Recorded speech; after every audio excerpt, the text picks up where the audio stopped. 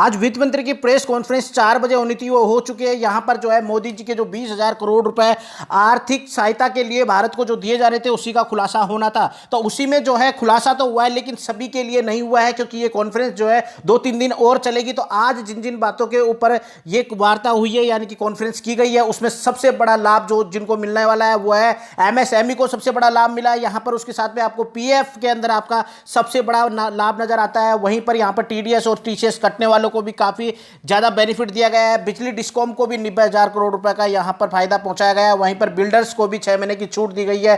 Contracts builders इन सबको छूट दी गई है। वहीं पर आपको जो है इनकम टैक्स रिटर्न भरने में भी डेट को एक्सटेंड कर दिया गया है। इसी तरह से जो है एमएसएमई की परिभाषा भी बदल दी गई है, यानी अब जो है 25 लाख से सीधा 1 करोड़ कर दिया गया है सूक्ष्म उद्योग के लिए, यानी कि अब उसकी लिमिट बढ़ा दी गई है। इसी तरह की सारी खबर मैं आपको बताने वाला हूं, तो देखते रहिए टेक एंड ची यूट्यूब चैनल। फ्रेंड्स, अगर आपने सब्सक्राइब नहीं किया तो प्लीज नीचे जो रेड कलर का सब्सक्राइब बटन है उस पर क्लिक करें और जो घंटे वाला बटन इसको दबाना ना भूलें, ताकि लेटेस्ट वीडियो की नोटिफिकेशन मिलेगी सबसे पहले आपको। तो फ्रेंड्स देखिए, यहां पर एमएसएमई के लिए 6 सबसे बड़े पॉइंट नजर आते हैं। आपको 3 लाख करोड़ रुपए का बिना गारंटी वाला लोन प्रोवाइड किया जाएगा। इसके साथ में जो है इसमें अहम पॉइंट यह है कि आपको जो है ये 4 साल के लिए दिया जाएगा, जिसमें आपसे 1 साल तक कोई भी ब्याज ना मूलधन लिया जाएगा। 1 साल बिल्कुल फ्री रहेगा। उसके बाद में आगे के 3 साल के लिए आपको एक समय सीमा की ब्याज दर के साथ में चुकाना होगा। उसके साथ में आपको बता दें कि यहां पर जो है देखिए एमएसएमई की यहां पर परिभाषा भी बदल दी गई है। देखिए, जहां पर मैन्युफैक्चर एंटरप्राइजेस थे वो 25 लाख से कम वाले माइक्रो उद्योग थे, तो उनको जो है अब यहां पर जो है 25 लाख से सीधा 1 करोड़ कर दिया गया है।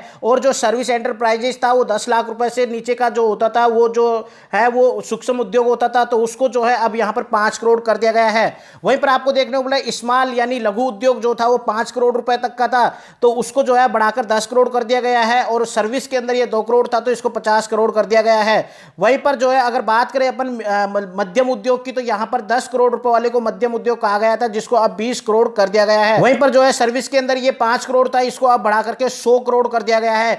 यानी कि परिभाषा एमएसएमई की चेंज कर दी गई है। अब आपके पास में अपने एमएसएमई उद्योग को जो है बढ़ाने के लिए ज्यादा अपॉर्चुनिटी है, ज्यादा अवसर है यहां पर। इसके साथ में आपको बता दें कि संकट में फंसी एमएसएमई के लिए 20,000 करोड़ रुपए का फंड रिलीज किया, यानी कि टोटल यूं समझ सकते हैं कि 25 लाख से एमएसएमई को सीधा 100 करोड़ पर ले जाया गया है। यानी कि अब 100 करोड़ रुपए तक की कंपनी जो है वो एमएसएमई के अंडर में ही आएगी।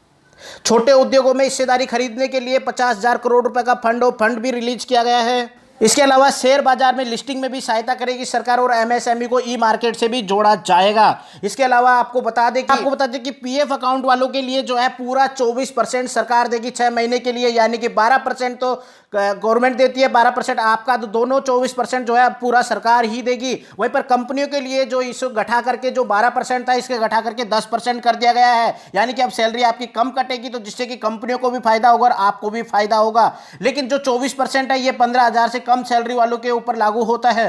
वहीं पर टीडीएस और टीसीएस से जो है आपको जो है 50,000 करोड़ रुपए तक का फायदा होने वाला है, क्योंकि यहां पर जो है 25% कम कर दिया गया है। यानी कि जहां पर पहले आपसे 100 रुपए लगते थे वो अब सिर्फ 25 रुपए कम हो जाएगा, यानी 75 रुपए ही लगेंगे।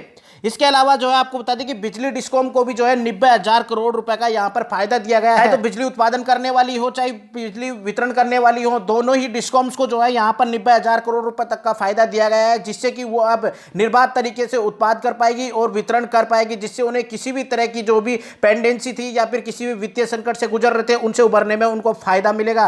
वहीं पर कॉन्ट्रैक्टर बिल्डर्स को भी यहां पर फायदा दिया गया है। जी हाँ, 6 महीने की अतिरिक्त छूट दी गई है कि वो उनको अतिरिक्त टाइम मिलता है कि वो अपने काम को पूरा कर सकें। और इसके अलावा जो कंस्ट्रक्शन वर्क है उनको भी जो है अपने कार्य पूरा करने के लिए एक्सटेंड दिया गया है।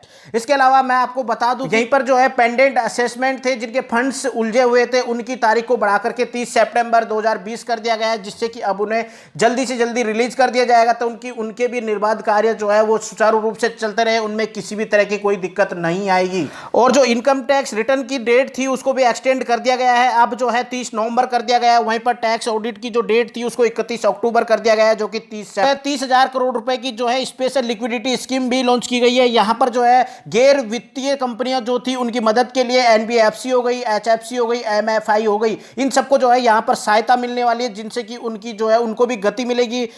45,000 करोड़ रुपए जो कर्ज से जूझ रही है एनबीएफसी, उन लोगों के लिए 45,000 करोड़ रुपए का फंड अलग से रिलीज किया गया है, क्योंकि यहां पर जो है जो लॉसेस थे वित्तीय कर्ज से जूझ रही थी कंपनियां उनका 20% जो है अब सरकार वहन करेगी। इस तरह से ये कुछ फायदे थे, लेकिन इनमें जो है इनडायरेक्टली फायदे तो अपन को ही हो रहे हैं, क्योंकि ये अभी जो है उद्योग जगत के लिए आज की कॉन्फ्रेंस थी। कल का परसों का और कॉन्फ्रेंस देखते हैं कि हमारे लिए क्या हो सकता है। तो फ्रेंड्स अभी इतना ही, मिलते हैं नई वीडियो के साथ में।